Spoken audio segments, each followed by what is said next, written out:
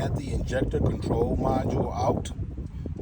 That's where it goes, up in there. And here it goes right here. The vehicle has a 7.3 liter. It's got a crank no start in real cold weather, or if you're out here with a battery charger on it and starter fluid, it'll eventually start in probably 2, 3, 4 hours.